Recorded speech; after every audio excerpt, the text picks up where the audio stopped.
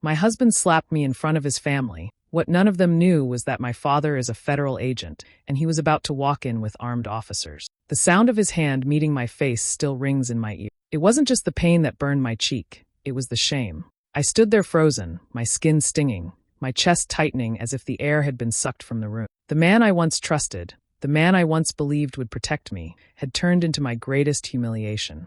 Around the table, no one moved. Caleb leaned back in his chair with a cold smirk, as if proud of what he'd done. His mother, Marjorie, narrowed her eyes and tilted her head with satisfaction, as though I'd finally been put in my place. Not a single hand reached for me. Not a single voice rose in my defense.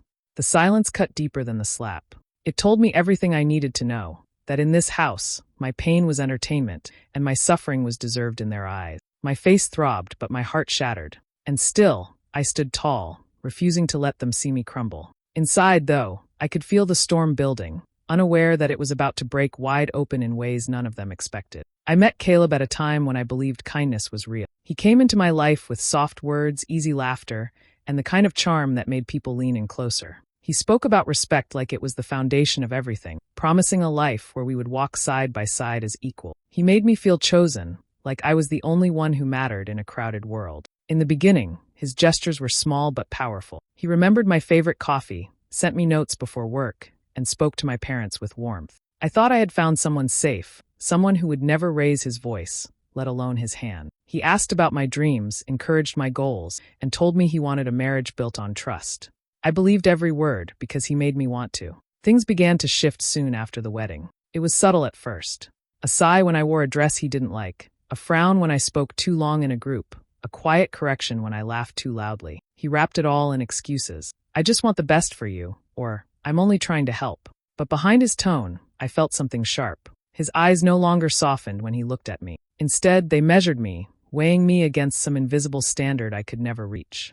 Control replaced care. He wanted to know where I was, who I spoke to, and how I spent every hour. At first, I brushed it off as concern, but concern doesn't come with threats, and love doesn't come with conditions. I realized slowly that his approval was never free. It was a leash, and I was expected to stay within reach. His family only made it worse.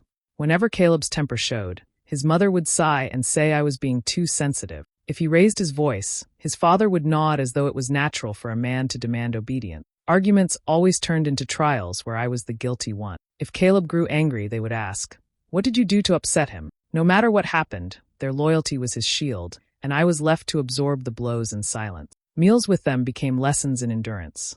If I spoke, they dismissed me. If I stayed quiet, they mocked me for being cold. Caleb encouraged their treatment, sometimes by silence, other times by joining in their sharp comment. His mother would smile sweetly and say things like, "He deserves a wife who understands her place." Every word landed like another stone on my chest. What began as a marriage filled with promises turned into a cage. The man who once lifted me up now tore me down piece by piece. His family didn't just watch. It was as if they fed on it, keeping him strong while I grew weaker. I told myself I could hold on, that maybe the person I loved in the beginning still lived somewhere inside him. But the more time passed, the more I saw that the man I thought I married was nothing more than a mask he wore until he didn't need it anymore.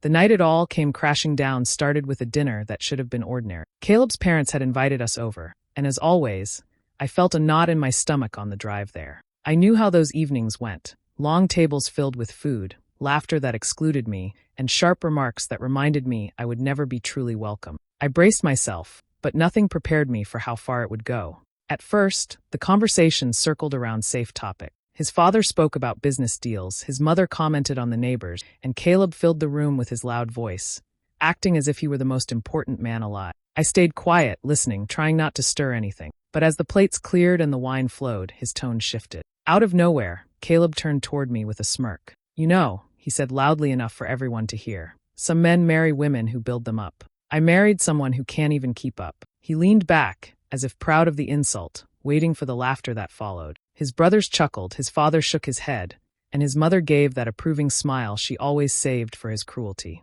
Heat rushed to my face. I had taken insults in private before, but hearing him humiliate me so openly lit something inside me I couldn't contain. I steadied my voice and said, "You don't get to talk about me like that. Not here, not anywhere." The room froze. Caleb's smirk vanished, replaced by the hard glare I had seen too many times. "What did you just say?" His words cut through the silence like a knife. I held his gaze, refusing to back down, though my heart pounded in my chest. Before I could speak again, he pushed his chair back and stood. The room seemed to shrink. In an instant, his hand came across my face with a force that sent my head snapping to the side. The sharp sting burned into my skin, and the sound of it echoed louder than the voices that had filled the room minutes earlier. I stood there stunned, my cheek throbbing, my eyes watering, but I would not let myself cry. I waited for anyone to react. His father stared at his plate. His brothers looked away. The only sound came from Marjorie, who leaned back in her chair with a satisfied smile and said calmly, "Maybe now you'll learn your place." Those words cut deeper than the slap. They told me I wasn't just alone with Caleb and his cruelty. I was surrounded by it. The silence of the others, the approval in her voice, it all wrapped around me like a cage. I felt anger rise in my chest, but I swallowed it down, my body stiff, my face burning. That night, I realized the line had been crossed in front of everyone, and none of them cared. I stood in that room knowing I could never go back to being quiet. Something had broken, and no amount of excuses or apologies could ever repair it. Most people who knew me as Lena thought of me as quiet, patient, someone who chose peace even when I was hurting. What Caleb and his family never cared to see was where I came from and who stood behind me. My father, Thomas Kane, was not the type of man people ignored. For over 20 years, he had worked as a federal investigator. He carried himself with authority, but with me, he was always gentle.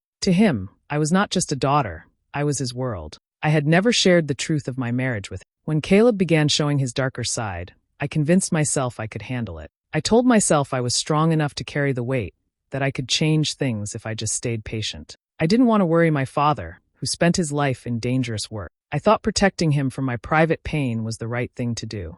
I believed that if I could solve it on my own, no one else would need to be pulled into the mess I had chosen to marry. Every time my father asked if I was happy, I smiled and gave him the same practiced answer. "Everything's fine, Dad." I became so good at hiding the cracks that even I started believing them. It was easier to lie than to admit I had built my life around a man who didn't value me. I didn't want my father to see me as someone who had failed. But standing in that dining room with my face still burning, I understood something had shifted. Caleb's hand on me in front of everyone was not just another cruel moment. It was a final boundary I could no longer accept. In that instant, I realized that keeping my silence had not protected anyone. It had only protected him. I thought of my father then, of how many times he had told me, "The truth always comes out, Lena, no matter how well it's hidden." I knew if he had seen what happened at that table, his calm expression would harden into something terrifying. He had always taught me that a man who respects you will never try to break you. Caleb had broken that rule long ago, but now he had done it in the open, daring anyone to stop him.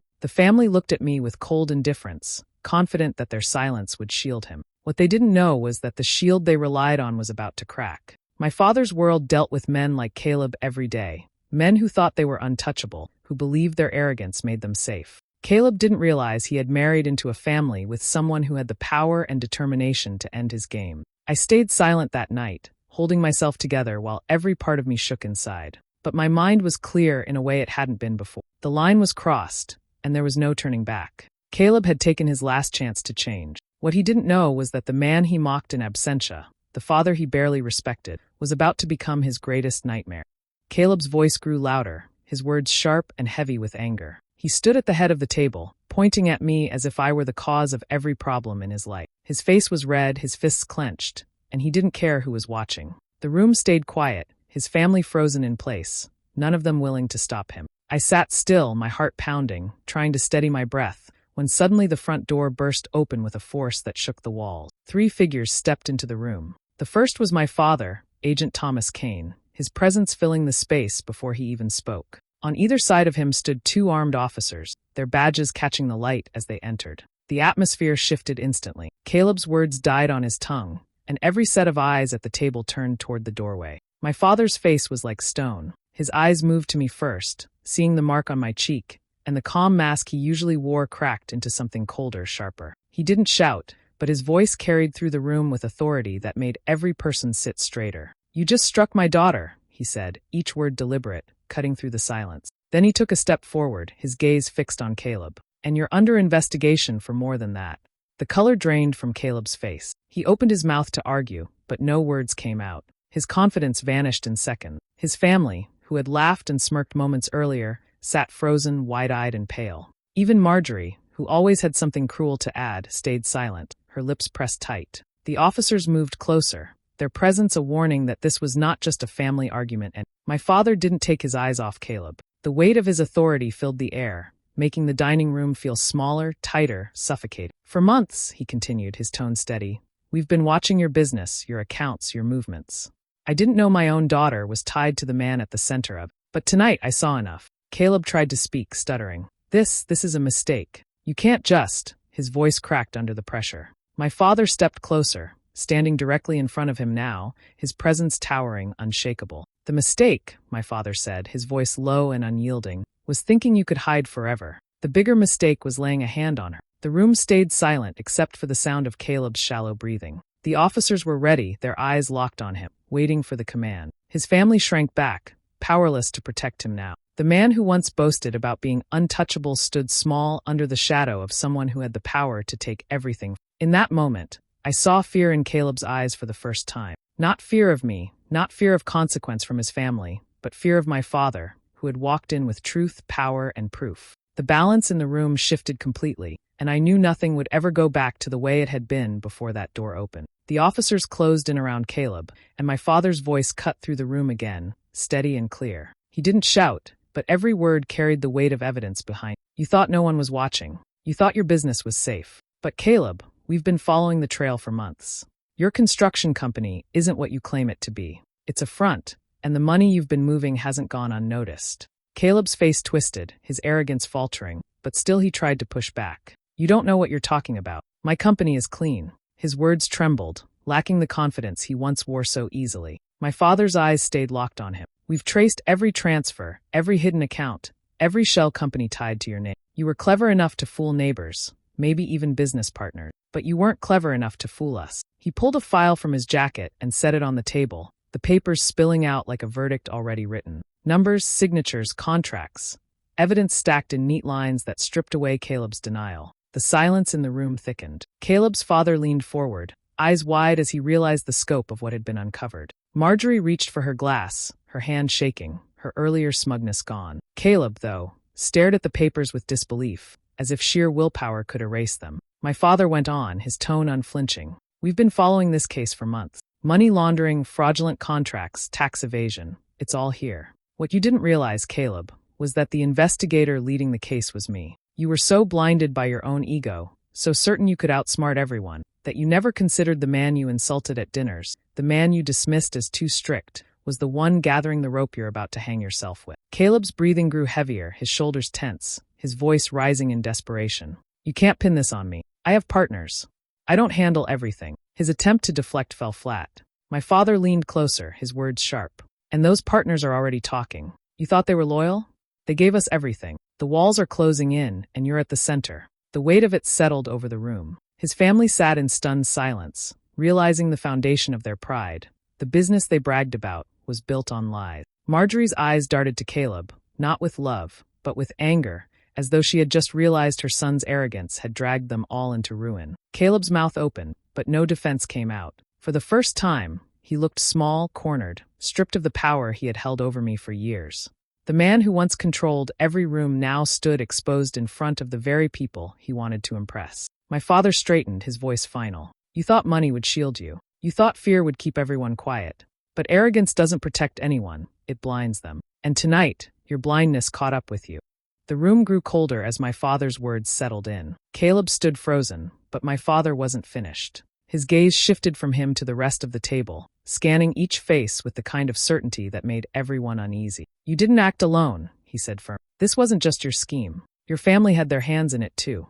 Gasps broke the silence. Caleb's brothers looked at each other, their expressions pale. His father stiffened, gripping the edge of the table as if the truth might slide past him if he held on tightly enough. And Marjorie, who had always carried herself with superiority, blinked hard, her mask slipping for the first time. One of the officers stepped forward, pulling out another folder. Inside were names, dates, signed statements, and financial records that tied more than Caleb to the crime. My father spoke without hesitation. Funds were funneled through accounts in your names. Documents bear your signatures. You didn't just know about it, you helped keep it running. Marjorie's lips trembled. That's not true, she whispered at first, then louder. We only did what Caleb told us. We didn't have a choice. Her words shook, but they came too late. The officers laid evidence on the table. Transfers traced back to her personal accounts, receipts signed in her own hand. The truth was undeniable. The realization hit her hard. Her shoulders sagged, her carefully maintained poise collapsing into something raw and desperate. She clutched at the air, her voice breaking. I thought we were untouchable. We built this family name, we showed strength. And now, her voice cracked, and she buried her face in her hands. Now it's all gone. Her arrogance, the very thing that once fed Caleb's cruelty, had turned into her downfall. Every sneer, every belittling comment, every time she justified his actions, it had all been part of a wall she thought would protect them. But that wall crumbled in seconds, and she stood exposed in front of everyone. The officers began moving around the table. One by one, Caleb's brothers were told to stand. Their protests filled the air, claims of ignorance, excuses about loyalty, but the handcuffs clicked shut all the same. His father tried to argue, his voice rising in anger, but even he was silenced when the evidence was read out loud. The pride he had once wrapped around his family name shattered as steel cuffs locked around his wrists. I sat in silence, watching it unfold. For years, these people had made me feel small, like I didn't belong, like I was the problem. They had treated my pain as entertainment, my voice as an inconvenience. Now they sat powerless, stripped of the superiority they used to crush me. Rage surged through me at the memory of every insult, every smirk, every time they chose silence over decency. But alongside the anger, I felt relief. Justice was here, and it didn't come quietly. When Marjorie was finally led to her feet, her eyes found mine. For the first time, there was no judgment in them, only defeat. She whispered something I couldn't hear as the cuffs snapped around her wrists. I didn't ask her to repeat it. I didn't need her apology. Seeing them let out, one by one, was enough. When the house finally quieted, I felt my body give way. The sounds of cuffs, the shouting, the footsteps of officers leading them out had faded, but the weight of everything still pressed on me. My knees shook, and before I could stop myself, I collapsed against my father's chest. The tears came hard, not just for what happened that night, but for every night I had stayed silent, every insult I swallowed, every wound I carried alone. For so long, I had convinced myself that silence was strength, that if I endured enough, things might change. But in my father's arms, the truth spilled out of me in sobs I couldn't hold back. My chest ached, my throat burned, and my tears soaked into his shirt. I cried for the slap, yes, but more than that, I cried for the years of humiliation I had hidden away, the years I let myself believe that love meant pain. My father didn't rush me. He held me close, his hand steady on my back, his presence grounding me when everything else felt broken. When my sobs slowed enough for me to breathe, he spoke softly, his voice firm but gentle. You were never weak, he said, pulling back just enough to look into my eyes. You were surviving. Now it's time to start living. Those words cut through me, but not in the way Caleb's had. They didn't wound, they healed. All this time I had seen myself as someone trapped, powerless, but my father saw something different. He saw someone who endured the storm, someone who had kept standing even when the ground gave way beneath her. For the first time, I allowed myself to believe he was right. I realized then that escaping Caleb wasn't enough. Walking away from the marriage, from the house, even from his family's cruelty, it would give me freedom, but not wholeness. If I didn't rebuild myself, I would still be carrying the weight of what they had done. I couldn't let their voices define me anymore. My father brushed a strand of hair from my face, his eyes softening. You've got more strength than you know, he told me. And I'll be here, every step, until you see it for yourself. His words didn't erase the pain, but they gave me a direction. They reminded me that my story wasn't ending in that time. It was only shifting. As I stood again, my legs still unsteady, I felt something inside me stir, something I hadn't felt in years. It wasn't confidence yet, but it was the beginning of it. A spark. For the first time, I didn't just feel like Caleb had been unmasked. I felt like I had been too. Not the broken, small woman they painted me to be, but the woman who had survived them all. I leaned into my father one last time, then straightened my shoulders. The night had left scars, but it also left clarity. I knew what I needed now, not revenge, not just escape, but the chance to finally live as myself. Caleb's world fell apart faster than I ever imagined. The man who once carried himself with pride, who believed nothing could touch him, now spent his days in a cell awaiting trial. Federal charges stacked against him like bricks he could never climb over: money laundering, fraud, tax crime. The business he bragged about so loudly crumbled overnight. Workers left, contracts were canceled, and the name he guarded so fiercely became nothing more than a headline of shame. His empire was nothing but dust. I filed for divorce the very next week. There was no hesitation, no second-guessing. The papers were more than documents, they were freedom in ink. Signing them felt like lifting a weight I had carried for far too long. For the first time in years, I woke up without fear of what mood he would be in, what words he would throw at me, or how carefully I would need to move around him. The silence in my home finally brought peace instead of dread. But freedom alone didn't heal the wounds. I realized quickly that leaving Caleb's shadow was just the first step.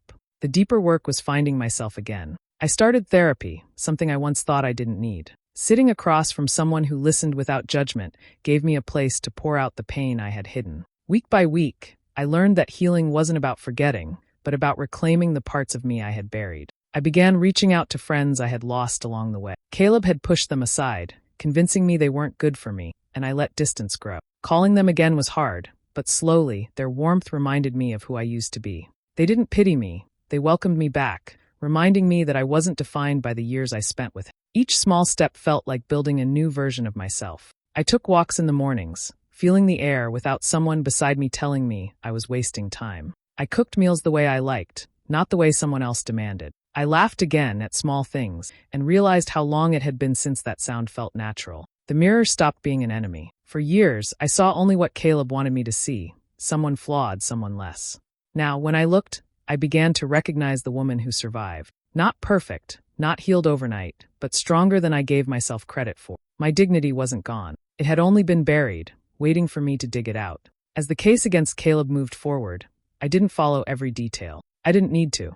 His downfall wasn't my victory to savor. It was just the natural end of the path he chose. My victory was simpler, waking up every day knowing I was free, knowing I was safe, knowing I was no longer living under his shadow. I never imagined my life would take the turns it did. There were nights I lay awake wondering how I had ended up trapped, wondering how the girl who once dreamed of love had found herself surviving cruelty. But as the dust settled, as the noise of the trial and the memories of that house began to fade, I started to see things more clearly. Betrayal doesn't just hurt, it teaches. It cuts deep, but in its sharpness it carves out truths you can't ignore. The people who love you will protect you, not break you. The ones who humiliate you only expose their own weakness. For so long, I thought my silence was strength. I thought if I kept my pain hidden, it would somehow make me noble. But I see now that silence only gave power to the ones who wanted to control me. The night Caleb struck me in front of his family, I thought I had been broken beyond repair. Instead, that moment revealed something I had forgotten. I still had a fire inside me. It had been buried under years of fear, but it never went out. Walking away from Caleb wasn't the end of my story. It was the beginning of a new one. Every step I took away from his shadow reminded me that strength isn't measured by how much you can endure. It's measured by how you rise after you've been knocked down. For the first time in years, I could breathe without waiting for the next blow, speak without waiting for the next insult, live without waiting for permission. I learned that family is not always defined by blood or marriage, but by the people who stand with you when you fall. My father, who held me when I collapsed, showed me that love doesn't demand silence. My friends, who welcomed me back, proved that distance could be healed. And even I, who once doubted myself at every turn, discovered that resilience can grow in the darkest places. I don't carry Caleb's name anymore. I don't carry the weight of his family's judgment, their cold stares, their cruel words. What I carry now is lighter, hope, courage, and the strength to never allow myself to be diminished again. Sometimes I think back to that night, to the sting on my face and the silence around the table. And though the memory is sharp, it no longer holds me down. Instead, it reminds me of how far I've come. That slap was meant to silence me, but instead it woke up the fire I thought I lost. I walk forward now, not as the woman who was broken in front of others, but as the woman who rose after being pushed down. I walk away from my old life stronger, unbroken, and unwilling to ever settle for less than respect, dignity, and love that lifts instead of destroys. The past will always be part of me, but it no longer defines me. My future does.